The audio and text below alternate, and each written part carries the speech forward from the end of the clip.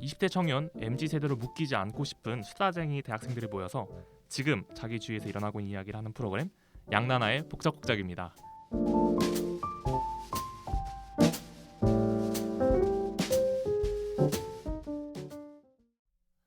아유, 만나서 반갑습니다. 아유 반갑습니다. 반갑습니다. 오늘 날씨 진짜 춥던데 아유, 눈도 많이 오고. 아까 같이 오면서 다 눈길에 한 번씩 발 미끄러지고, 근데 웃긴 건 그 누구도 주머니에서 손을 빼지 않아. 그럼 뭐 자기소개부터 라이트하게 한번 해볼까요?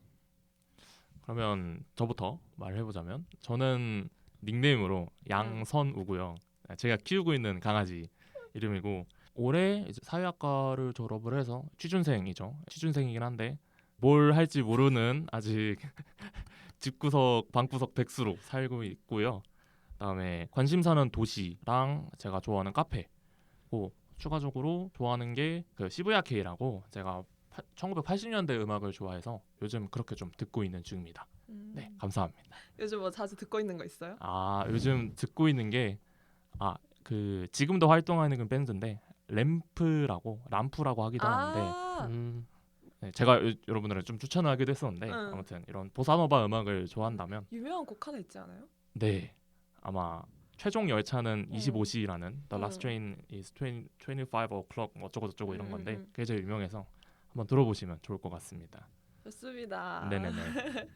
그러면 다음. 그럼 제가 바통을 받자면 저는 이름은 영점이고요. 근데 제 성이 나씨여서 풀네임으로 다 영점이고요. 동일한 이름으로 유튜브도 한지 조금 됐어요. 한 2021년부터 했으니까. 근데 작년에는 영상을 2개인가 올렸나? 좀 쉽지 않게 채널을 했고요.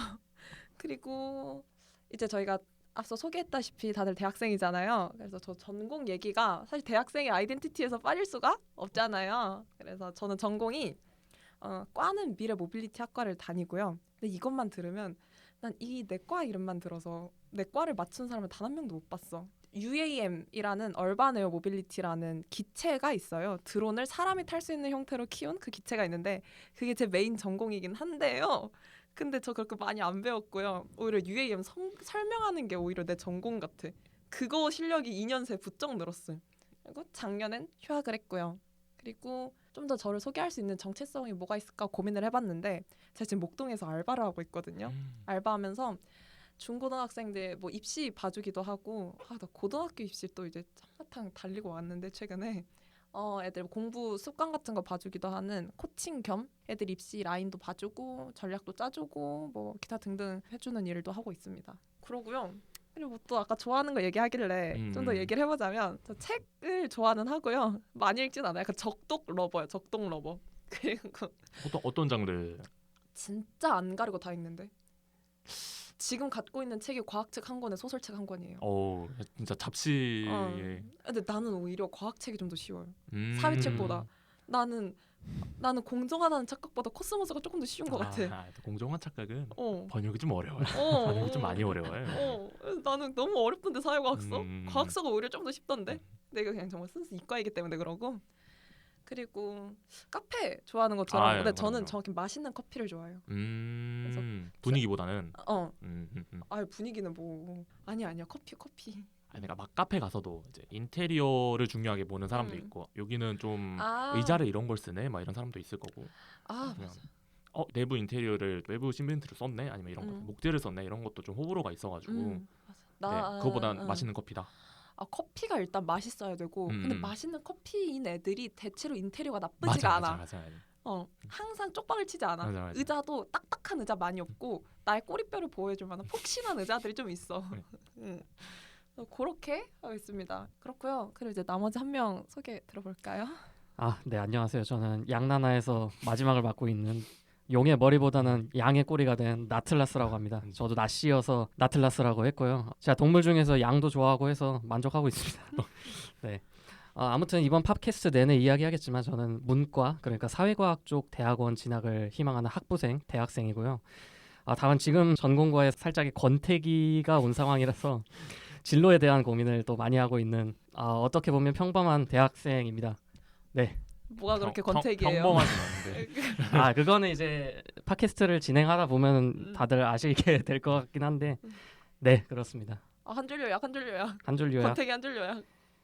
아 그냥 지금 전공을 그렇게 원해서 사실 선택한 거는 아니었었습니다. 그래서 이게 정말 내가 앞으로 쭉 이어 나가야 할 그런 진로인가라고 하는 것에서 오는 그런 권태기인 것 같아요. 네. 그래도 공부는 계속 하고 싶다는 거 아니에요? 네, 그것도 이따가 또 할 얘기가 많은데 그렇다고까지만 일단 말씀을 오케이, 드리겠습니다. 오케이. 그러면 다들 각자 전공 선택 어떻게 하게 됐어요? 일단 나 같은 경우에는 사실 고등학교 때부터 관심사가 쭉 이어져 와가지고 그때 사회부 동아리 이런 것도 했었고 그다음에 이제 사회학과에 가야겠다라고 맘먹은 게 고3 때 현장 실습 성수동 현장 실습을 가게 돼가지고 고3 때 현장 실습을 가? 고3 때 아 어렵다. 그러니까. 고3 초기 때 아마 그때였을 것 같은데 그때 가서 그때가 한창 성수동 핫해질 때쯤 딱 맞네. 그때 핫해질 때쯤이어서 막 일주일 입점한 지 일주일도 안 된 이런 상인분들도 계시고 이런 분들을 이제 가서 인터뷰하고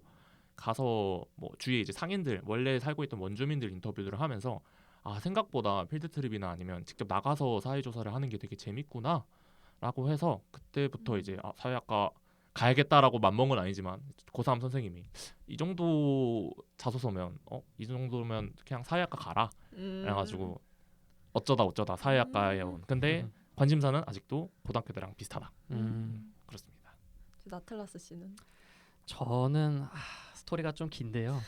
원래 근데 저는 전공보다도 공부를 더 하고 싶다는 마음이 좀 강했던 것 같아요. 뭔가 연구를 하면서 알아내고 그걸 써서 제출을 하고 보고서로 만들고 이런 과정이 되게 재밌었던 것 같은데 사실 지금 전공은 좀 자포자기적인 성격이 좀 있는데 제가 재수도 했고 해가지고 근데 삼수를 하고 싶진 않았던 것 같아요. 재수가 끝나고 나서. 그래서 수능을 보기보다는 다른 형태의 시험을 보자 해가지고 지금 좀 실제적인 문제를 다루는 그런 학과에 들어가게 됐는데 그래도 어쨌거나 제가 원하던 방향이랑 또 맞닿는 부분도 있고 그랬기 때문에 재밌게 공부를 했었고 그런 것 때문에 지금 전공에 계속 있는 것 같습니다. 그러면 원래 가고 싶었던 전공 이런 게 있나요? 원래 가고 싶었던 전공은 정치 외교 아니면 정치. 사회학과도 괜찮았었고. 사회학과. 네. 아니 근데 내가 너무 약간 공대생 눈으로 봐서 그런지 모르겠는데 다 비슷한 거 아니야? 그죠? 네, 비슷하죠. 물론 달라. 다르지. 다른데 근데 약간 솔직히 비공대생들 눈에서는 기계과나 자동차공학과가 똑같아 보일 거 아니야 거의. 똑같긴 해. 그래서 그런가 많이 다른가? 근데 정치 외교를 제가 원했던 게 사실 조금 더 사상적으로 들어가고 싶었던 뭐 옛날에 어떤 것들이 있었고 그게 어떻게 정치 제도로 연결됐고 이런 거를 좀 원했던 것 같아요. 그래서 그쪽이었었는데 그런 측면에서는 아예 반대죠. 이 지금 있는 과는 살짝 좀 더 실제적인 문제를 해결하고 이런 거를 다루다 보니까 그치. 현장과도 좀 맞닿아 있고 그런 거기 때문에 조금 많이 저는 다르다고 생각합니다. 물론 지금 학문도 좀 이론적으로 접근한다면 충분히 접근할 수는 있지만 아무튼 제가 느낀 바로는 그래요. 공부를 더 하고 싶은 사람 이론적으로. 좀 그런 것 같습니다.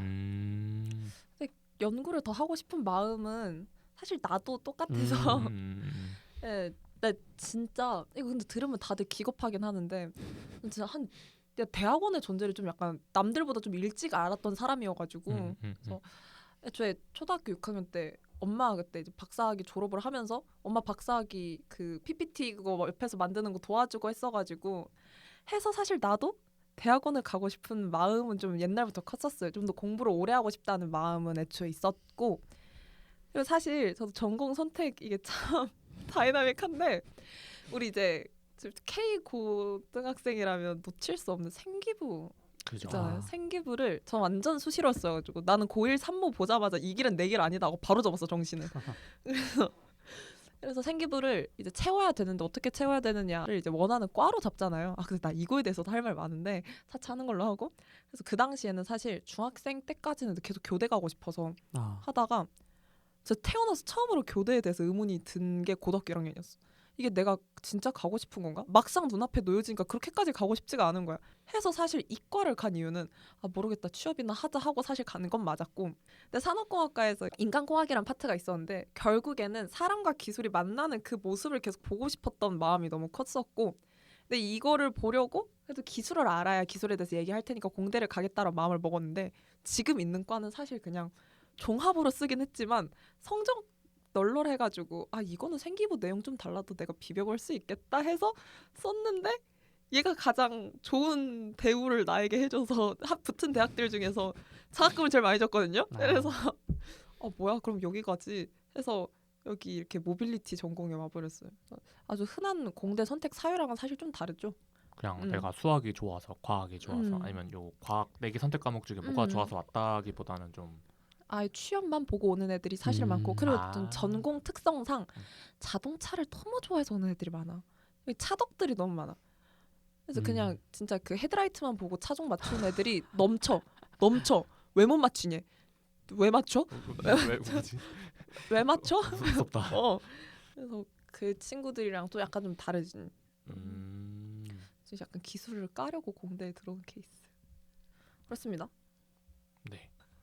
그래서 저희가 이제 머리 꼼통 머리 꼴통이요? 머리 잠시만 머리 아 이거 써야겠다. 머리 몸통거리 이렇게 세 명에서 모이게 된 이유가 사실 다른 게 아니라 저희 사회학과 내에서 있는 미래학 강의 때문이었었죠. 그래서 이제 다른 수업에 비해서 좀 얘기할 건덕지도 많았었고 그 학교 남아서도 요즘 얘기를 많이 했었어가지고 이렇게 친해진 거였었는데 그래서 저희가 이렇게 미래학으로 모인 만큼 좀 미래학에 관련된 좀 얘기를 좀 하고 싶은데 우리 미래학에 관련된 얘기인가요? 미래와 관련된 얘기인가요? 미래와 관련된 게 사실 둘 다라고 생각합니다. 둘 다. 그러면 아무래도 미래학이라는 분야가 많이 생소한 분야이기도 하고 실제로 개설된 대학도 많이 없어서 많이 없죠. 미래학이 뭔지 좀 얘기를 해볼까요? 여러분한테 미래학은 뭐예요? 저는 미래학이 왜 필요한가라고 생각을 해봤을 때 어제 든 생각인데 변화의 조짐을 예측하고 예방 주사를 맞는다 이런 느낌인 것 같아요. 예를 들어서 제가 어제 생각난 비유인데 요즘 특히나 좀 더 그런 것 같아요. 예측할 수 없는 그런 상식 밖의 일들이 좀 많이 일어나고 있는 세상인데 예를 들어서 2001년 9월 11일에 9.11 테러가 일어났을 때 정말 모든 사람이 깜짝 놀랐잖아요. 어떻게 이런 일이 가능하지? 어떻게 테러리스트가 자폭 공격을 미국 뉴욕 한복판에 있는 세계무역센터에다가 들이받았지? 이렇게 생각을 했는데 사실 그 조짐은 옛날부터 있었다고 저는 생각을 합니다. 미국 대사관에 테러를 한 사건도 있었고 미국 군함 함정에 들이박은 일도 있었고 그런 식으로 조짐이 있었는데 그런 측면에서 보자면 사실 9.11 테러도 어떻게 보면 예측이 가능했던 일이에요. 근데 그런 변화들을 우리가 예측하는 게 쉽지 않고 또 그런 큰 사건들이 일어났을 때 너무 당황하고 어떻게 해야 될지 모르고 그렇게 된다는 거죠. 미래학은 그런 거를 해결할 수 있는 학문이라고 생각합니다. 여러 시나리오를 통해서 접근을 한다거나 그래서 정말 말도 안 되고 우리가 생각하지 못했던 그런 가능성들까지도 미리 생각해보고 그것을 가능하게 할 수 있는 조건들이 무엇인지를 생각해보는 그런 노력을 하는 것 같아요. 실제로도 9.11 테러 이후에 미국 국방부가 가장 먼저 한 일이 무엇이었냐면 할리우드의 시나리오 작가를 불러다가 가능한 모든 미국 공격 시나리오를 제시하라고 했어요. 그러니까 어떻게 보면 이것도 미래학의 방법론인데 그건 이따가 설명을 드리기로 하고 아무튼 그런 측면에서 생각해봤을 때 미래학의 가장 큰 여러분들에게 있어서 시사점은 상상하지 못했던 미래들을 예측할 수 있게 해보고 그거에 대한 충격을 약화시키고 또 그것을 대비하기 위한 방안을 생각하기 위한 그런 도구라고 저는 생각을 하고 있습니다. 네. 약간 A+ 받은 느낌이에요. 펑 나는 티가. 그러니까 나 같은 경우에는 그냥 간단하게 얘기를 하면 그냥 나는 항상 미래학이라 하면 그냥 가능성을 열어두는 학문. 그러니까 암실이 있다고 쳐보면 거기에 이제 문이 열릴 거 아니에요. 수많은 문이 열리는 건데 그게 문고리를 우리가 만드는 거야. 문고리를 이해되시나요? 암실에 있는 그러니까 손을 이렇게 더듬어가지고 문고리를 만들어. 그래서 그 여는 느낌이라고 생각을 하면 될 것 같은데 이렇게 해서 이제 안 보이는 가능성에서도 이제 문을 여는 그런 좀 가능성을 상상해서 창조해내는 좀 학문이지 않나라고 좀 생각을 합니다. 그래서 이것 좀 안 되지 않아? 이것 좀 힘들 것 같은데? 라는 것도 아니 그럴 수 있을 것 같은데? 아니 이것도 한번 생각해봐 라고 하면서 조금 많은 길들을 열어보고 문들을 열어주는 학문이지 않나? 라고 생각을 합니다.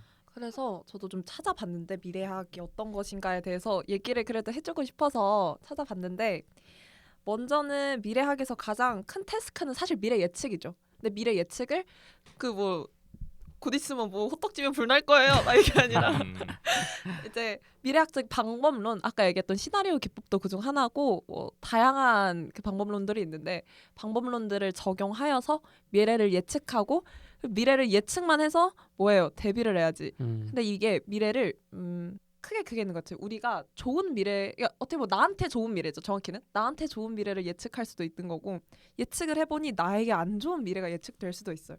근데 이 상태 이대로 뒀을 때 만약 나한테 좋은 미래야? 그러면 뭐 굳이 손을 안 대겠지만 이 상태 이대로 뒀는데 이게 앞만 봐도 나 그리고 우리 모두에게 좋은 미래는 아닌 것 같아. 그때 이것을 어떻게 대처할 방안을 세울까? 앞으로 우리가 어떻게 해야 될까?까지 이야기를 하는 학문이 미래학이라고 생각을 합니다. 그래서 교수님께서 이거 다들 까먹었을 것 같은데 맞아. 이 미래 예측의 3원칙이라고 얘들아 이것만 기억하고 야 이거 이해하면 너네 바로 하산해도 된다 했던 그 멘트가 있어요. 그래서 오랜만에 갖고 왔는데 요 미래 예측의 3원칙이 미래학을 아주 잘 설명하고 있다고 생각을 해요. 그래서 첫 번째는 미래를 누구도 예언할 수 없고 두 번째가 그러나 다양한 미래는 예측할 수 있고 마지막이 이를 바탕으로 소망하는 미래를 발견하고 개발하며 실현시킬 수 있다는 말이거든요. 그래서 여기서 저는 먼저 미래학을 처음 접하는 사람들에게 가장 어필하고 싶은 포인트는 우리는 미래를 예언하는 사람이 아니라는 거. 미래학자들은 미래를 예언하는 것이 아니라 영어로 미래학을 이야기할 때 미래학이 서구에서 시작했으니까 영어로 좀 다가가 보자면 퓨처 스터디스라고 많이 하잖아요. 그러니까 스터디가 아니라 복수를 썼다는 거는 다양한 미래가 있다는 것을 학문에서부터 우린 밝히고 있는 거란 말이죠. 그래서 다양한 미래들을 예측을 해보는 거죠. 이게 뭐 나에게 좋은 미래일 수도 있고 안 좋은 미래일 수도 있고 단순하게는. 그래서 그렇게 미래를 예측하고 이거를 바탕으로 우리가 바라는 미래가 무엇인가 이거에 대한 이야기도 해보고 그리고 그거 바라는 미래로 다가가기 위해서 이를 개발하고 실현시킬 수 있다 하고 전 마지막에 이 실현시킬 수 있다는 가능성의 메시지가 요즘 한국 사회에 많이 필요하지 않나? 우리 좀 많이 손을 놨잖아요. 많이 놓는 분위기잖아요. 이게 내가 바꿀 수 있어? 바뀔 수나 있어? AI라는 거대한 흐름이 그냥 나한테 밀려 들어오는데 내가 뭘 어떻게 해? 엔비디아는 저렇게 발전해 나가는데 근데 요것을 기술 적응론이랬나? 저도 제가 철학적 용어로 쓰기 제일 무서운데 그렇게 그러니까 기술은 그냥 나에게 다가오는 것이고 나는 거기에 적응해야 돼. 이거에 대한 대표적인 예시가 그럼 저 이제 뭐 해야 돼요? 얘기하는 거. AI가 저렇게 발전하는데 그럼 전 뭘 해야 될까요? 근데 이게 아니라 만약 이 AI가 다가오는 미래가 우리에게 너무 두려운 미래라고 하면 우리는 우리에게 다가올 미래들을 예측을 해보고 그 미래가 만약에 우리에게 다가오는 미래가 너무 무서운 미래일 때 그럼 뭐 때문에 그 무서운 미래가 일어났지?를 파악을 하고 그 무서운 미래를 예방할 수 있도록 혹은 다른 미래로 바꿀 수 있도록 어떤 파도들이 있나? 라는 것도 그런 것들을 찾아보는 공부하는 연구하는 학문이 미래학이라고 생각이 드네요. 그래서 이 정도면 어때 미래학 설명 잘한 것 같나요? 너무 잘한. 깔쌈해? 에 나이스하네. 저는 그래서 요즘 처음 미래학을 배울 때는 사실 전공 이름이 미래 모빌리티니까 미래학을 들은 거거든요. 아니, 미래 모빌리티인데 그 누구도 미래에 대해서도 얘기 안 해주고 심지어 모빌리티가 뭔지도 얘기를 잘 못해줘. 범위가 너무 요즘 넓어져서. 그래서 그거에 대한 항상 한 아닌 한이 있었거든요. 내가 배우는 걸 왜 아무도 안 알려주는 거야? 근데 그것 때문에 사실 미래학 수업을 들은 건데 처음에는 미래가 무엇이냐가 궁금했다면 이제는 우리가 미래학을 실현시킬 수 있다는 가능성 우리는 바꿀 수 있다는 의지를 좀 어필하는 의미에서 미래학을 사람들이 많이 접해봤으면 좋겠다라는 것이 요즘 제 미래학에 대한 필요성입니다. 네. 그러면 이제 나틀라스는 어떻게 해서 미래학 강의를 수강했는지 좀 궁금하긴 한데 어떻게 돼? 저는 미래학이라는 것에 대해서 궁금증이 있었고 왜냐면 옛날에 제3의 물결이라는 유명한 엘빈 토플러 그 미래학자가 있잖아요. 그 책을 되게 감명 깊게 읽었었거든요. 제가 모든 내용을 또 설명드릴 수는 없지만 사회 변화라는 것이 세 가지 물결에 의해서 바뀌었고 그게 단순히 물질적인 과학적인 변화들뿐만 아니라 그런 물결에 따라서 생활 스타일도 바뀌고 뭐 심지어 문화 같은 것도 바뀐다 그런 내용이었었거든요.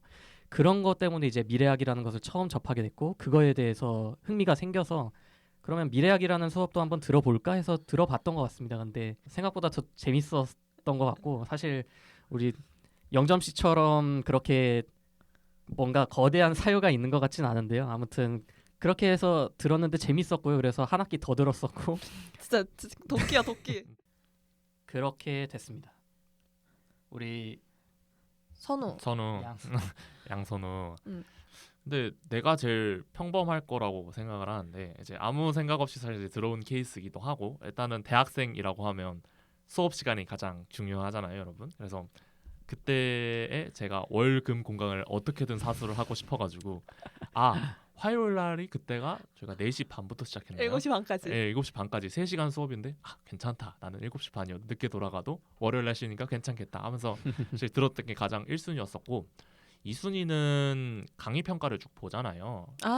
에타나 아니면 이런 데서. 근데 보니까 교수님이 시험을 별로 안 내는데 되게 말을 많이 시킨다. 저 같은 경우에는 대학 수업을 들었을 때 사실 대학에 들어온 이유가 이제 토론이나 아니면 약간 서술형 이런 걸 조금 좋아해서 그리고 내 생각을 조금 더 펼칠 수 있고 그다음에 다른 사람들이 무슨 생각을 하는지 좀 궁금한 게 좀 많았어가지고 그래서 들어오게 된 건데 1학년 때부터 맨날 막 고전 읽고 사상가 외우라. 사상가 외우고 그다음에 심지어 객관식 문제도 가끔씩 나오는 거 보면서 맞아. 고등학교의 연장선인가라고 조금 객관식이 나와? 객관식이 나올 때가 좀 있어요 가끔씩. 그러니까 우리도 객관식으로 안 내는데? 교수님이 우리 낸다. 교수님이 좀 편하게 채점을 하고 싶으실 때는 이제 맞아. 객관식을 좀 내실 때가 있거든요. 네. 근데 아니 낼 문제가 있어 그쪽에? 우리 쪽이야 뭐. 근데 뭐 그런 거 가능은 하지. 네, 뭐 그런 거 있잖아요. 뭐 무슨 무모성, 모모성 이런 거에 대해서 그런 거, 현실성. 현실성 이런 거에서 뭐뭐의 성질을 얘기하시오 이렇게 하면 5가지 중에 4가지 좀 그럴듯한 말을 하고 1가지 사상 이렇게 적어놓고 이렇게 하면 사실 문제가 뚝딱 완성이 되기 때문에 거기에서 약간 회의감을 느끼기도 했었고 그럴 그래가지고. 수 있겠다. 네, 그리고 사실 말을 할 수 있는 기회가 조금 많이 없었어가지고 맞아. 대학교에서 생각보다 애들끼리 아니면 좀 교수님끼리 얘기할 수 있는 기회가 진짜 드물어요.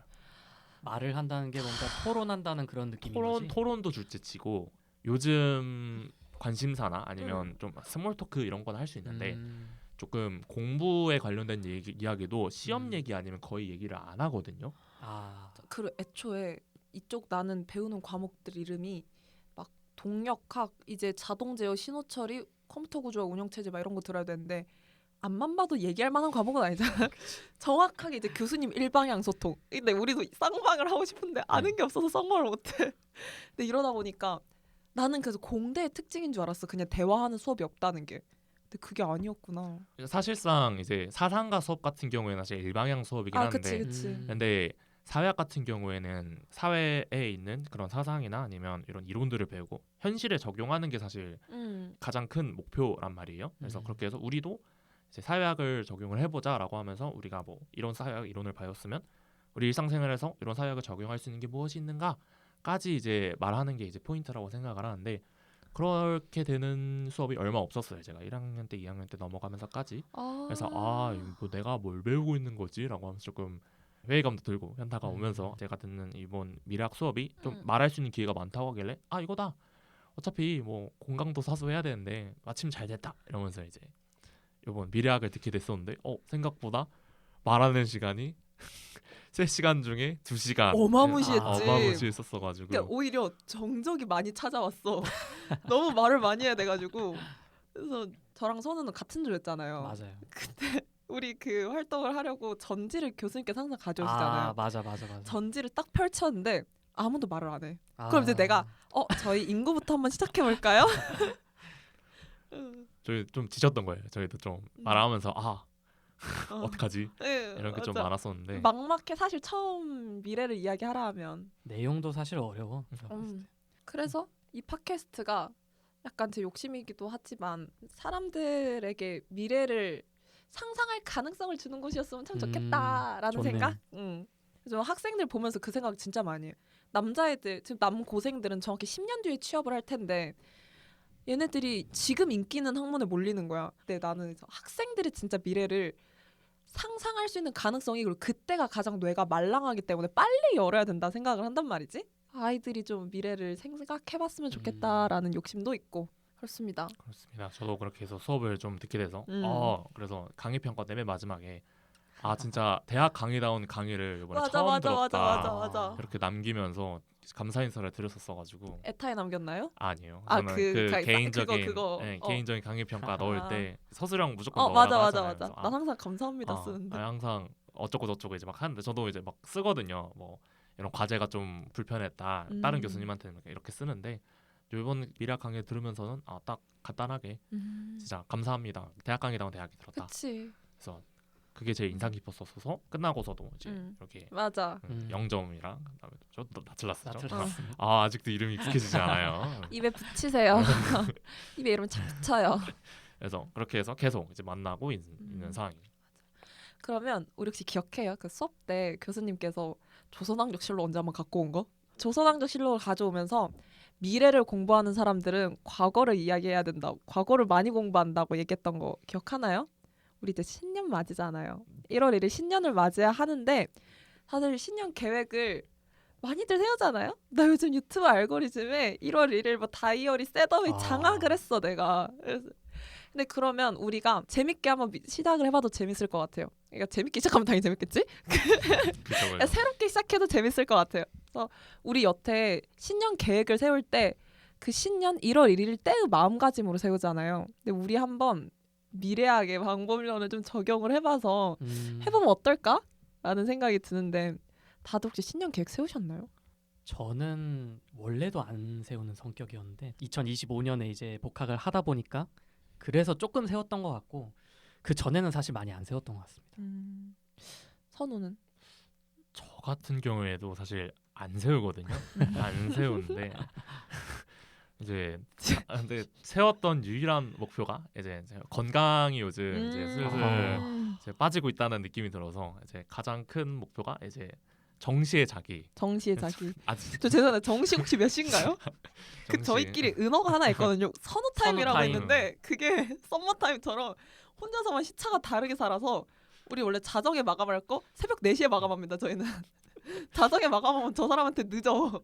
너무 일러. 그래서 이제 2시 정도에 자는 거, 새벽 2시에 자는 걸 이제 목표로 이제 밤 사람들이 이제 아침 사람들이랑 좀 만나기 힘들어져. 약속 시간도 너무 다르고 맞아. 이제 닿을 수가 없기 때문에 약간 장거리 연애하는 것만큼 이제 사람들 만나기가 힘들어지기 때문에 그래서 안 되겠다. 네. 지금 내가 봤을 때 저는 프랑스에 있었거든. 지금 어디까지 왔어요? 나라 한 시차 어디까지 왔어요? 지금 심지어 몽골은 왔나요? 이거 미국에 사는 지금 켈리에 사는 친구가 있는데 그 친구가 아침인데 저도 그냥 아침이거든요. 그때가 비슷해요 지금. 네. 비타민 D가 걱정이 많이 되네요. 그래서 창문 좀 열어두고 잡니다. 아침에 아침 해를 맞으면서 일어날 수 있게 눈부셔 이러면서 딱 일어날 수 있게 그러고 있고 두 번째가 카페인 좀 줄이기. 카페인을 그치. 정말 그냥 샷을 물 먹듯이 좀 먹어가지고 그냥 집에 있으면 커피 머신을 해서 한 4샷 정도 먹거든요.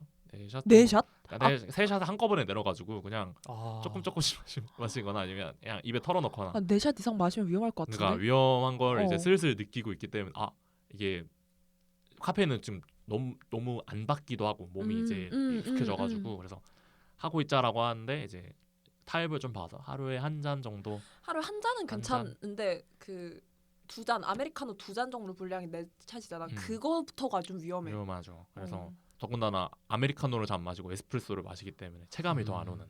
이번에는 이제 가장 큰 게 사실 딴 거 다 필요 없고 뭐 취준이든 뭐든 다 제쳐두고 일단은 건강 살아있자. 너무 안 좋은 젊다고 이제 쉽지 않습니다. 자꾸 뭔가 빠지고 뭔가 근육도 빠지고 근육도 빠지고 빠지라는 살아남 빠지고. 그래서 요즘은 운동은 좀 하기 싫은데 운동은 그치, 평생 동안 좀 안 해왔었기 때문에 근데 그거 빼고는 진짜 습관부터 고쳐. 맞아. 처음부터 막 100가지 다 하겠다고 하면 그게 신년 목표 실패의 지름길인 것 같아. 근데 사실 저도 신년 목표 잘 안 세우거든요. 이제 알다시피 근데 그건 항상 하긴 해. 만다라트를 디지털 플래너를 고등학교 2학년 때부터 썼는데 그냥 다이어리를 디지털로 썼는데 거기에서 항상 맨 첫 장에 만다라트가 있길래 만다라트를 채우기는 하는데 요즘은 사실 지키지도 않고 8개를 세부 목표 세울 만큼 하고 싶은 게 많지도 않더라고. 맞죠. 그래서 항상 신년 목표 세우다 말다 그리 지키진 않고 하지만 그 리프레시하는 마음으로는 이용하긴 해. 신년 목표를 세운다는 걸. 목표다운 목표를 가장 영점이가 제일 하고 있지 않나. 목표다운 목표가 뭐지? 그러니까 아까 만다라트 툴로 써가지고 막 내가 이런 걸 해야지 막 이런. 그 약간 생산성에 미쳐 있을 때가 있었거든요. 그때 별의별 것들을 다 어, 했었지. 섭렵은 했지. 섭렵은. 그래서 우리 신년 목표를 이렇게 안 세우는 사람들인데 그럼에도 우리 한번 해보자라는 얘기가 나왔었잖아요. 네, 맞죠. 근데 나오면서 우리 이번에 또 새롭게 도전을 해보려 했던 게 그래도 우리가 미래학 공부하면서 만난 사람들 아니냐. 그렇죠. 미래학 방법론을 한번 적용해볼까? 라는 얘기가 또 나왔었잖아요. 근데 미래학 방법론이 방법론 하면 단어부터 벌써 어려워. 그래서 나틀라스가 좀 설명을 해줬으면 좋을 것 같은데. 그래요. 그 방법론이라고 하면 너무 재미없고 딱딱하니까 미래학에서 쓰는 재밌는 미래 예측의 도구를 말씀드리고자 합니다. 우리가 특히 날씨 같은 거를 예측한다고 할 때 쓰는 단어가 forecasting이라는 단어잖아요. 앞을 의미하는 for에다가 던진다를 뜻하는 cast를 합친 말이죠. 그래서 현재보다 앞에 있을 미래에 내 상상력을 던진다. 즉 현재의 입장에서 미래가 어떻게 될지 예측한다는 의미겠네요. 마치 낚싯줄을 저 앞으로 던지는 것처럼요. 근데 미래학에서는 예측을 말할 때 다른 용어를 사용합니다. 인캐스팅이라는 용어인데요. 뭐뭐 안에라는 뜻의 인이 붙은 것에서 생각해 볼 수 있듯이 내 상상력뿐만 아니라 내 자신 자체를 미래에 던져버리는 거예요. 그래서 단순히 현재의 위치에서 미래를 상상하는 게 아니라 내가 이미 그 미래에 와 있다고 가정하고 몰입해보는 과정입니다. 그 이후에 이 미래가 어쩌다 실현되었는지를 확인하기 위해서 백캐스팅이라는 기술을 사용하는데요. 백, 즉 미래 이전에 무슨 일이 일어났기에 이 미래로 오게 되었는지를 되돌아보는 거예요. 그래서 낚싯줄을 내 뒤에 던지는 것이죠. 이를 통해서 이 미래가 불가능하거나 우연이 아니었고 오히려 이미 시작됐을 수도 있다는 점을 확인해 보는 것이죠. 그래서 단순히 앞으로 어떻게 될지를 다뤄보는 포어캐스팅과는 다르게 인캐스팅을 통해서 우리는 놓쳐버렸거나 상상해보지 못했던 다양한 미래의 가능성을 확인하고 또 몰입해보게 됩니다. 또 이런 미래로부터 백캐스팅을 함으로써 우리가 말도 안 된다고 생각한 이 미래를 가능하게 만들 자그마한 조짐들과 신호를 포착하고 이 미래를 실현할 수 있는 실천의 방향성을 제시해주는 과정을 저희가 오늘 해보게 될 겁니다. 따라서 오늘 저희는 이러한 인캐스팅과 백캐스팅을 이용해서 매우 신기하고 또 특별한 새해 계획을 한번 세워보고자 합니다. 아유, 여기서 라디오 찍어. 나는 그냥 방구석 유튜버인데. 다 써왔습니다, 여러분. 저희가 그러면 미래 예측을 먼저 하기 전에 그럼 준비 운동부터 먼저 해볼게요. 그래서 제가 2025년에 우리가 무슨 일이 있었나, 그다음에 뭔 짓을 했었나 이거부터 먼저 얘기를 해보고 각자 정리를 해봤습니다. 그래서 첫 번째 주제는요. 저희가 2025년 목표 중 포기했던 목표가 뭐가 있었는지 한번 얘기해보도록 해볼까요, 그러면? 선우는 어떤 목표를 포기했나요? 네. 그래서 원래 이런 거 본인이 먼저 까요. 그렇죠. 네. 저 같은 경우에는 이제 포기했던 목표가 이제 가장 큰 모토가 제가 막학기였잖아요. 2025년 4학년으로서 대학생으로서 누릴 수 있는 학생으로서 누릴 수 있는 마지막 학기라고 생각을 해서 첫 번째 사회학과인데 애들한테 사회학이 뭐냐라고 설명을 할 때 이럴 때가 좀 많았단 말이에요. 사회학을 4년 동안 배웠는데 배운 게 없구나. 그래서 이참에 사회학 전공서나 아니면 사회학 도서 이런 거 좀 읽어봐야겠다라고 했는데 2권 읽고 실패했습니다. 이것저것 막 물리배경 위험사회, 최신 현대사회 읽어야지라고 했는데 너무 어려운 거예요. 내 머리로는 아직이구나라고 해서 포기를 했었고요. 두 번째 같은 경우에는 제 취미랑 좀 관련돼 있었던 거였는데 제가 보통 인스타나 이런 데 이제 아티스트나 아니면 앨범 같은 거에 대해서 썼었는데 이 사람이면 다른 사람들 소개할 수 있겠다라고 해서 좀 소개하는 글을 몇 개 썼었어요. 1년 동안. 근데 작년에는 거의 한 2개 정도 쓰고 말았었거든요.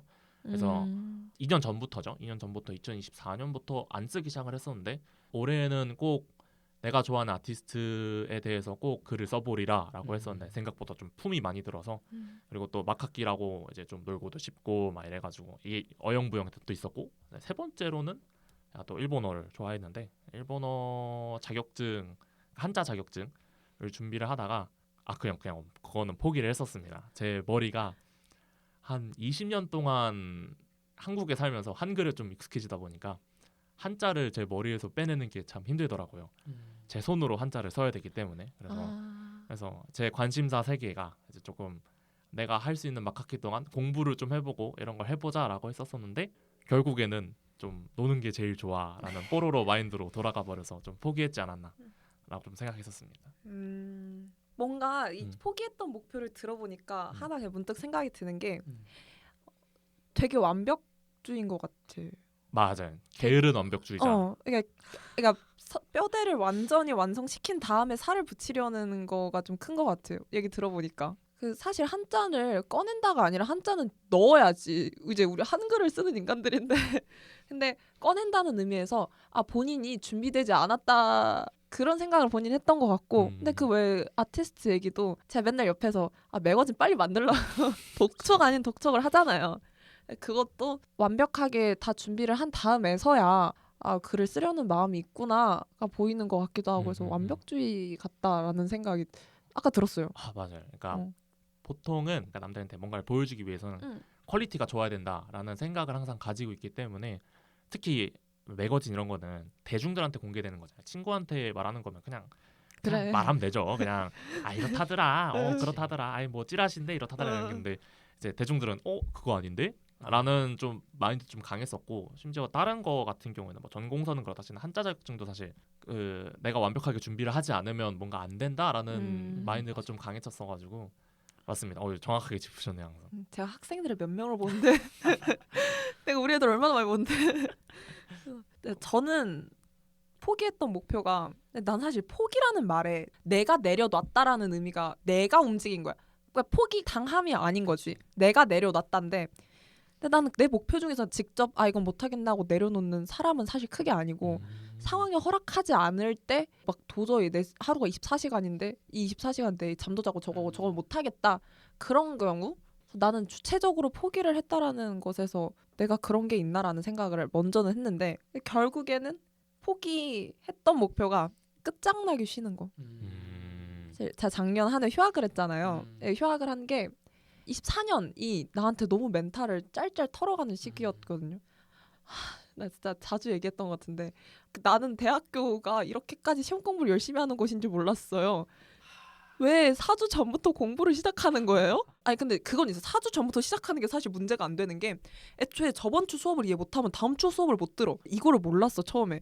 처음에는 솔직히 수업으로 내용이 소화가 되니까 괜찮았는데 어느 순간부터 이게 걷잡을 수 없이 커지는 거예요. 그러니까 강제로 4주 전은 공부가 또 어느 정도 루틴이 잡혀야만 하는데 그걸 잡지도 못했고 그리고 학술 동아리를 하면서 좀 내가 나를 엄청 몰고 갔거든요. 그래서 24년도에 너무 정신적으로 멘탈이 짤짤 털려있는 시기였어가지고 교수님께서도 건강해야 되는 나이다 20대 초반에는 특히 20대 초반이면 21이었으니까 근데 너는 근데 지금은 조금 힘든 것 같다 그 둘을 같이 유지하기에 그래서 나는 너가 휴학을 한다면 그러는 게 나을 것 같다라고 그 당시 지도 교수님께서 얘기해 주셨는데 진짜 스윗하시죠? 그래서 그 말 듣고 그리고 또 다른 교수님께서는 20대 때 1년 그냥 쉬는 거 아무것도 문제 되지 않는다. 다만 쉴 거면 제대로 쉬어라.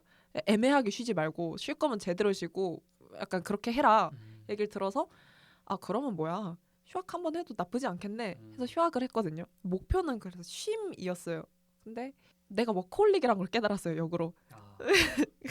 안 쉬던데 나? 그래서 여행도 많이 가보고 싶었는데 근데 평소에 워낙에 여행을 안 가던 사람이니까 여행 가는 것도 감이 안 잡히는 거야. 어떻게 여행을 가야 되는지조차 모르겠는 거야. 그래서 여행은 그래도 갔다 오긴 했어요. 태어나서 처음으로 일본을 가봤어요. 해외여행. 첫 해외. 혼자 가봤어. 그래서 오사카가 사람들이 친절하다길래 그래서 오사카 가서 제가 못 쉬는 캐릭터더라고요. 보니까 그걸 깨달았어요. 포기함으로 인해서 하나 얻어갔다. 그리고 사실 아까도 얘기했다시피 유튜브를 하고 있다고 얘기는 했는데 유튜브를 다시 활성화시키고 싶었거든요. 24년도에 멘탈 털리면서 제대로 잡진 못했어가지고 근데 또 유튜브는 여전히 죽어있다. 그래서 한 7개월 만에 어제 저번 주에 영상을 올렸어요. 근데 그 영상은 작년 3월 2일에 찍었어. 근데 여전히 금발이에요.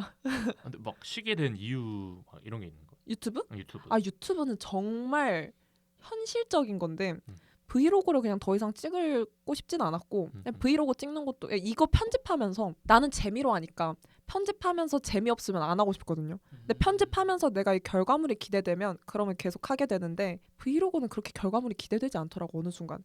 근데 내가 할 말이 많아야 된단 말이에요. 할 말이 많아야 되는데 말이 안 나오던데 그때는 할 말도 딱히 없고 애초에 휴학하고 나서 한 3개월은 근데 진짜 미친 듯이 쉬었어. 내가 그때 일기에 뭐라고 써놨냐면 이렇게 누워만 있어도 되나라고 써놨어. 그 정도로 엄청 쉬었거든요. 근데 그동안이니까 할 말도 없어.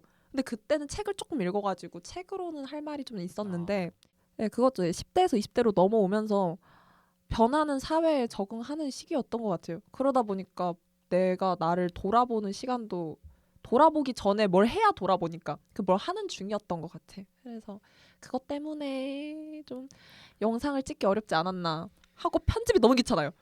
그러면 네, 그러면 나틀라스는 나틀라스는 저는 막 여러분들처럼 거창한 건 없는데 아유 저도 거창하지도 않아요.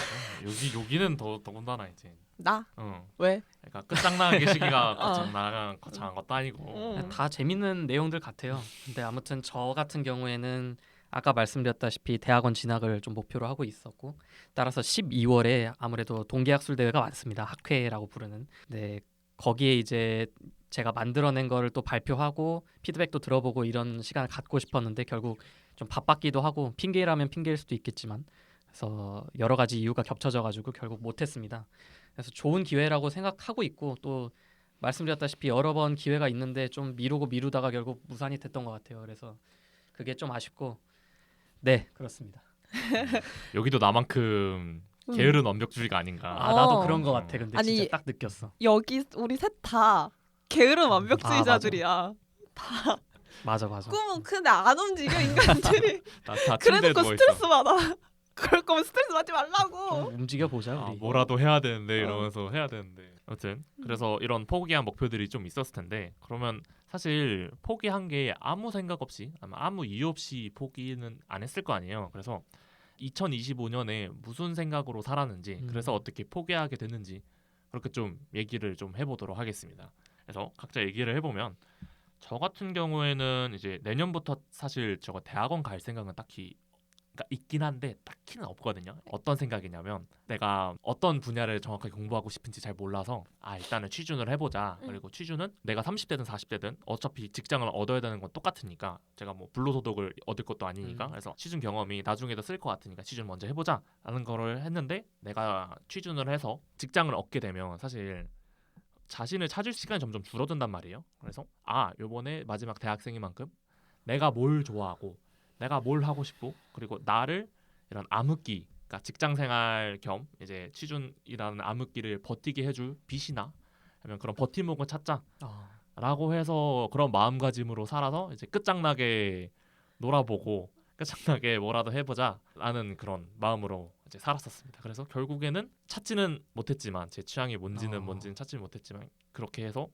약간 졸업 전에 제가 딴짓을 약간 죄책감을 할 수 있는 마지막 시간이라고 생각을 하고 좀 살았던 것 같네요. 그래서 약간 저 같은 경우에는 막 학기고 이 두 분은 아직 남았죠. 아직 남았지. 남았죠. 그래가지고 약간 다른 마음가짐을 가지고 있을 것 같은데 그러면 영점이부터 먼저. 저는 1월에 정의했던 휴식은 포기하게 됐는데 휴식의 정의가 내가 알던 게 아니었구나. 바뀌었어요. 저에게 있어서 휴식의 정의가. 이걸 그래서 포기라고 얘기해야 되나 싶긴 한데 제가 1월에 생각했던 휴식은 쉰다는 것이 일단 시간을 다 빼놓고 남들이 정의하는 휴식을 따라했던 것 같아요. 그러니까 뭐 여행을 간달지 그치. 아니면 뭐 남들이 쉬는 루트 따라 쉬어야 된달지. 근데 저 그런 거 진짜 안 맞거든요. 저랑. 물론 나한테 있어서 휴식이 그게 될 수도 있겠지만 여행이 물론 휴식이 될 수도 있겠지만 제가 결국에는 추구했던 휴식은 그런 쪽은 아니었던 것 같아요. 이거 휴식이란 게 여행을 가고 뭐 어디 뭐 비싼데 호텔 가가지고 뭐 하루 이렇게 막 스파를 한달지 별로 안 땡기더라고요. 저는 오히려 휴학을 하고 싶었던 것들을 진짜 많이 했거든요. 하기는 물론 못한 것도 많지만 그리고 그것도 있어요. 휴식을 시간을 빼놓고 하는 게 휴식이 아니라 짬날 때 하는 게 휴식이구나를 깨달았어요. 그래서 이거 바쁜 시간 틈 속에서 하는 것이 휴식이구나. 거기에서 그러면 그 제한된 시간에서 내가 잘 구성을 하는 것이 그렇기 때문에 나를 더 잘 알아야겠죠. 내가 무엇을 좋아하고 휴식을 한 뒤에 어떤 감정이 드는가까지 좀 생각을 해보게 되는 계기였던 것 같아요. 그래서 이것이 내가 처음 정했던 뭐 여행, 스파 뭐 이런 거는 포기한 휴식이고 근데 휴식의 정의가 바뀌었다. 이거를 그래서 포기라는 단어가 애매했다는 이유가 다 이 이유 때문이었어요. 그래서 이걸 포기라고 할 수 있나 이거를? 나쁜 건 같다. 약간 그런 거. 껍데기는 같다. 알맹이는 남고. 이 드립 아무도 이해 안 해주네. 껍데기는 가라. 껍데기는 맞죠? 음. 그러면 이제 나틀라스 씨는 또 어떤 마음가짐으로 또 살았는지. 이 포기한 것에 대해서 후회는 사실 당연히 있는데 잘 사실 모르겠습니다. 왜냐하면 어쩌면 예견된 결과라고 생각하거든요. 좀 바빴기도 하고 아니면 근데 또 좀 더 생각해 보면 내가 좀 더 노력했으면 달성했을 수도 있고. 그리고 학회 발표가 그 아까 말한 나태한 완벽주의 그거랑도 좀 연결되는 것 같은데 제가 생각했던 것보다는 조금 더 부담을 덜고 해도 되는 거였던 것 같아요. 근데 좀 그런 성향들 때문에 못했던 것 같기도 하고 또 근데 다른 측면에서 생각해 보면 제가 좀 낙관적인 측면이 있는 건지 제가 좀 후회가 없는 성격이에요. 그래서 목표 달성은 실패했지만 그만큼 또 깨달은 것도 많다는 점에서도 긍정적으로 평가를 하고 싶은 것도 있어요. 또 강행했다면 또 그 반작용으로 현타도 겁나 왔지 않을까라는 생각도 들고 그래서 좀 긍정적으로 생각을 하고 있습니다. 그럴 수밖에 없었고 배운 것도 많고. 그러면 지금까지는 저희가 좀 안 좋은 얘기, 2025년에 좀 안 좋은 얘기만 좀 얘기를 했었었는데 그럼 반대로 저희가 좀 이뤘던 업적이나 좀 자랑하고 싶은 이런 업적 아니면 이런 했던 일 이런 건 좀 있을까요? 그러면 반대로 그러면 우리 나틀라스 씨부터 혹시 뭐가 있는지.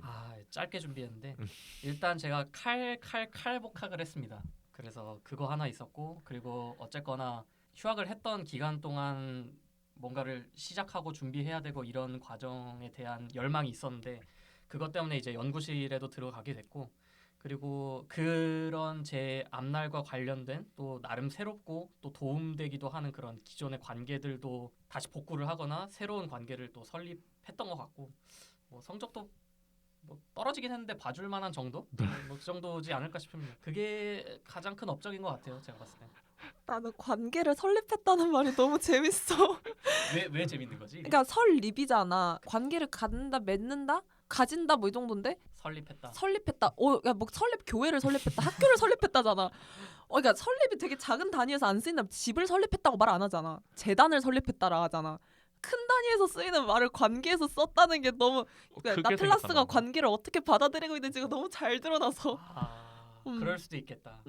약간 사람을 고민하고 고르고 사귀는 타입인가요? 그럴 근데- 만큼 설립하다는 게 만큼 쓸 만큼 좀 큰 그런 건가요? 많이 개인적인 이야기인데 내가 좀 사람을 기능적으로 접근하는 게 좀 있는 거 같아. 우리 합격했어. 우리 기능 시험 합격했어. 아, 1차 필기 합격. 근데 설립이란 말을 좀 많이 쓰지 않나? 아니. 그래? 그냥 그러니까 사람 그- 사귀다 정도. 그 사람을 사귀다 관계를 뭐 맺는다 제일 많이 하지 않아? 그러니까. 아무튼 좀 제가 좀 기능적으로 접근하는 것도 좀 있는 것 같고 그만큼 또 관계를 중시하는 좀 성향이 있지 않나 이렇게 좀 긍정적으로 맞지. 감사합니다. 맞지. 아유, 그래서 이제 여러분들도 만나고 있는 거 아니겠어요? 합격 감사합니다. 나이스. 우리 수업 아무튼. 때 괜찮았나 봐. 그런 거. 네, 다음은 나 말고 영점이. 영점이가 한번 얘기를 해볼까? 저는 이제 아무래도 쉬려고 1년을 아예 냅다 비워버린 만큼 회복, 살아남기, 살아나기 이렇게 크게 목표를 세웠었죠. 그리고 어느 정도 지킨 것 같아요. 근데 이게 진짜 아까도 얘기했다시피 이거에 대한 정의가 바뀌었어. 회복이라고 하면 뭔가 병실에서 회복하듯이라는 이미지를 먼저는 갖고 사실 이걸 잡았는데 근데 이제는 그게 아니라 식물이 회복할 때 잘려 나갔다라고 할 때 뭔가 이렇게 끊겼을 때 걔네들은 식물 새순 나는 거 본 적 있어요? 나무 마디 사이에서 이렇게 치고 나오잖아요. 뭔지 알것 그게 살아나고 회복하고 하는 과정이다. 음. 그렇게 새로 시작하는 것이구나라는 걸 좀 느껴서 그래서 생각보다 이 단어가 주는 부드러운 잔잔한 것에 비해서 되게 역동적으로 살았고요. 하고 싶은 공부 다 하고 살았고요. 근데 전공 공부는 좀 많이 안 했고 딴 거 많이 했어. 막 철학, 여기 사회학 뭐 이런 거 문예 비평도 좀 듣고 그래서 딴 공부도 많이 했었죠. 잃었다. 그리고 알바를 하게 되었어요. 원래 아무래도 입시에 대입에 관심이 많은 사람이긴 해서 항상 이렇게 이렇게 숟가락을 얹고 싶었는데 이제 돈 받고 숟가락을 얹을 수 있게 되었다. 그런 행복한 마음. 그래서 그렇습니다. 그래서 2025년 그냥 되게 많이 돌아봤던 것 같아요. 근데 여태까지 근데 나를 돌아봤다면 나를 둘러싸는 세상과 나의 관계를 돌아본 것 같아요. 이번엔. 말은 이렇게 어렵겠는데 깨달은 게 그거야. 이 세상이 세상 기본값이 고통이구나. 고통이 게 아니야. 고통이 0인 거야. 그리고 우리가 종종 느끼는 그 평범함이 그게 한 7, 80이야. 그거 약간 우리 그런 착각 많이 하잖아. 수능 공부하다 보면 2, 3등급, 3등급이 별거 아닌 줄 알잖아. 실제 전국 평균 5등급이잖아요. 그러니까 그런 거야. 이게 5등급이 되게 고통스럽다고 생각을 하는데 이제 애들이 상위권 대학을 바라보면 바라볼수록 근데 5등급이 실질적 평균이고 그치. 실제 평균이고 애들은 근데 3등급이 평균인 줄 알아. 약간 이런 거. 이제 그 어떤 세상의 등급을 이제 좀 약간 고통의 등급을 좀 알게 되었다. 그냥 기본값이구나 힘든 게 종종 아무것도 없는 평온한 행복한 날이 오는 거고 우리가 해피라고 느끼는 그 특별한 감정은 진짜 종종 오는 거구나. 드문드문 오다 말다 오는 거구나. 그런 걸 좀 깨달았다. 아빠한테 이 얘기하니까 드디어 깨달았냐고. 이제 20대를 다운 20대가 되었구나 같은 느낌. 아니 그냥 이제 세상이 원래 세상이 그렇다. 아. 드디어 깨달았구나. 선우는 있어요? 저 같은 경우에는 일단 가장 큰 업적이 사실 졸업하기입니다. 졸업하기였었습니다. 생각보다 졸업이 쉽지 않더라. 쉽지 않아요. 쉽지 않아요. 저도 1, 2학년 때 좀 많이 놀고 그다음에 강의 듣기 싫어 이러면 진짜 안 들었거든요. 막 F 막 몇 개 있고 막 그다음에 학점도 얼마 안 듣고 제가 좀 재미를 추구하고 원래 하고 싶은 대로 좀 하고 다니던 사람이다 보니까 그러다 보니까 3, 4학년 때 생각보다 들을 학점이 너무 많은 거예요. 그래서 남들 4학년 때 막 취업 준비하고 막 적게 학점 듣고 자기 준비하러 다니잖아요. 근데 저 같은 경우에는 그거조차도 안 될 만큼 풀학점을 들어야 될 만큼 빡빡하게 남아 있었더라고요. 그래서 이제 작년부터 진짜 이번에는 무사히 졸업을 해야겠다라고 생각을 했고 그다음에 올해에 사실 초과학기를 들을 뻔했었지만 딱 맞게 살았다. 딱 맞게 딱 맞게 졸업을 하게 됐었는데 그래서 어떻게든 사실 안 될 줄 알았거든요. 3학년 때는 진짜 어떻게 뭐 5학년까지 다녀야겠다라고 했는데 어떻게든 하니까 되더라 라는 게 있었고 그다음에 두 번째로는 제가 조금 쉬면서 그러니까 좀 하고 싶은 거 하고 그다음에 대학교 막 학기 다니면서 새로운 사람을 좀 많이 사귀었었어요. 그래서 약간 만나던 사람들을 저는 계속 만나는 것도 좋아하지만 딱히 지향하진 않거든요. 왜냐면 사람이 풀이 모일수록 내 자신이 좀 고이게 되는 게 있었어가지고 나를 정의하는 것도 좀 고여버리고 이런 게 있어서 좀 다양한 사람들을 만나고 싶었고 그리고 실제로 많이 만났죠. 롤 프로그에서 뛰고 있는 2군 있는 사람도 친구의 친구를 통해서 만나보기도 하고 그래서 이런 삶을 사는구나. 또 이제 크론병이라고 이제 되게 알아. 앓고 있는 친구가 있거든요. 근데 그 친구도 한번 사귀어보면서 되게 죽음에 가까이 있는데 되게 무덤덤하구나 뭐 이런 다양한 사람들을 만나보면서 이런 삶들이 많구나. 특히 여고생 자퇴한 여고생 정말 신기했었어요. 그래? 네, 생각보다 저는 제 주위 환경에서는 자퇴라는 거를 그렇네. 그러니까 학교 주위 환경이 한 명도 없었거든요. 그래서 진짜? 네, 자퇴라는 게 되게 특별했었어요. 근데 요즘 뉴스를 들어보면 자퇴를 생각보다 많이 한다 그러더라고요. 애들이 나는 근데 오히려 선운의 동네에서 아마 자퇴가 많이 일어날 거예요. 애들이 이 얘기하면 아까 갑자기 대입으로 빠지는 것 같은데 그 5등급제 때문에 실제로 빠지면 1.xx 때의 숫자보다 인서울의 입학 정원이 적은 거야. 그래서 애들이 2점대가 나오면 이제 망했어. 나 수시 못해 하면서 자퇴해서 수능 빨리 보는 게 낫다라는 생각을 애들이 많이 갖고 있어서 자퇴가 많이 늘었어요. 아마 그래서 원래 자퇴가 낯선 동네에서 오히려 자퇴가 좀 더 익숙해질 거예요. 앞으로. 그래서 자퇴한 아이를 보면서 근데 큰 공부하려고 하는 애는 아니었어가지고 오히려 반대로 그래서 뭐 하려고 자퇴를 한 거지? 이러면서 조금 신기하게 봤었던 그런 사람들을 만나봤던 경험을 좀 많이 해봤고 그렇게 해서 좀 인적 자본도 조금 늘지 않았나. 이제 여기 옆에 있는 나탈라스 씨를 좀 하자 보면 좀 인적 자본이 좀 풍부해지지 않았나라고 생각을 합니다. 저도 그런 것 같아요. 아무래도 혹시 대학에 돌아다니는 공대생을 본 적 있어요? 캠퍼스를 거니는 공대생을 본 적 있어요? 아니요. 나 맨날 공학관에 갇혀 살았거든요. 그러니까 이게 그럴 수밖에 없는 게 특히 학술 동아리나 무슨 활동을 하게 되면 나의 메일을 그냥 걔한테 줘야 돼. 내 삶의 코어는 학술 동아리인 거고 코일이 오히려 학부 강의 막 이런 거야. 그래서 진짜 그냥 공학관에만 살았거든요. 근데 이제 휴학을 하고 나서 나랑 정말 다른 전공인 사람들도 많이 만나고 그걸로 일을 하는 사람도 많이 만나고 살다 철학과 강의를 들을 줄도 몰랐어. 지금 철학과 진짜 많이 보고 있거든요. 나도 인적 자본 많이 는 것 같아요. 4학년 한 해 동안에. 그래서 나도 문득 돌아보니까 그것도 하나의 업적인 것 같지. 경험, 좋은 경험. 그래서 이렇게 여러분들 이제 2025년에 업적을 조금 들어봤는데요. 그러면 이 업적을 이제 하게 된 원동력은 무엇이었는지 좀 궁금하거든요. 선우는 뭐였어요? 저는 역시 언제나 도파민 러버이기 때문에 재미를 좀 추구했던 게 가장 큰 원동력이지 않는라고 생각을 하는데요. 약간 노는 거를 좋아하는 사람인 만큼 제가 재미가 없으면 뭐 하지도 않아요. 그래가지고 어느 정도까지냐면 너 이거 진짜 안 하면 큰일 나. 너 진짜 내년에 되면 진짜 뭐 하고 뭐 할지 몰라. 까지만 아니라면 저는 그래도 이건 재미없으니까 이거 나중에 해야지라고 하면서 끝까지 약간 미루는 스타일인데 그래서 항상 제가 관심을 가지고 재미를 찾고 다니고 그다음에 항상 내가 관심을 가질 물건들을 찾고 이런 결과물이 사실 이런 새로운 사람 사귀기나 이런 새로운 취미 찾기가 아니었나라고 생각을 합니다. 그래서 근데 조금 아쉬웠던 거는 이 재미가 좀 주 원동력이 조금 아쉽거든요. 뭐가 그럼 주 원동력인 게 안 아쉬울 것 같아요. 어, 왜 우선 아쉽지? 좀 재미가 주 사실 원동력인 게? 재미가 사람을 밥을 먹여주진 않잖아요. 4학년이 되고 이제 슬슬 취준을 하다 보니까 이게 취준을 하면 재미보다는 자기가 했던 활동이랑 돈이랑 연관을 시켜가지고 그치. 내가 이걸 통해서 돈을 어떻게 벌면 좋을지부터 생각을 먼저 해야 되기 때문에 거기에 대해서 조금 가치관이 조금 부딪히더라고요. 그래서 이제는 진짜 재미를 추구할 때는 이제 지난 건가? 라고 생각을 하기도 하고 그다음에 돈도 마찬가지인데 여기 옆에 있는 나틀라스 씨를 보면서 재미보다는 업적과 여기 성과주의 물들이지 예. 말라고. 이 성과주의가 성과주의도 좀 추구를 해야 되지 않나. 너무 느리게 가지 않나. 재미를 추구하는 게 좀 아니지 않나라는 생각을 좀 하게 되었습니다. 나 근데 또 하나 드는 생각이 그래도 선하고 몇 번 이렇게 얘기를 하잖아요. 예. A or B가 되게 세다. 맞죠.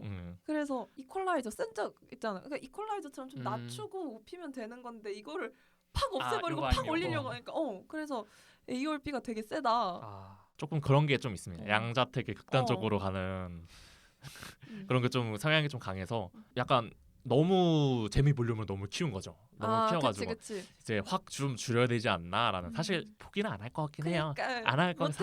사람 본성이 그래가지고 그렇긴 한데 조금 이제 성과주의를 조금 더 올려야 되지 않나. 돈과 조금 현실적으로 생각해야 되는 볼륨을 좀 키워야 되지 않나라고 생각을 하겠습니다. 그래서 원동력은 재미였지만 2020년에 조금 다르게 가야 되지 않나라고 생각합니다. 이제 영점이는 어떤 원동력이었나요? 그러니까 이게 사실 원동력이 뭔가에 대해 사전을 검색해봤단 말이지. 그래서 무언가 사물이나 무언가를 움직이게 하는 근원적인 힘이라고 얘기를 하더라고. 그래서 나를 움직이게 하는 힘. 그래서 근데 생각보다 이거 공대생 이름 달고 물리학 얘기하기가 난 세상에서 제일 무서운데 우리 인간이 살아가면서 겪는 되게 과학이 아닌 어떠한 행위들도 종종 과학으로 비유가 된다고 생각을 할 때가 많은데 그와 관련해서 원동력도 그러니까 우리 관성의 법칙 있잖아요. 네. 기억하나요? 그렇죠.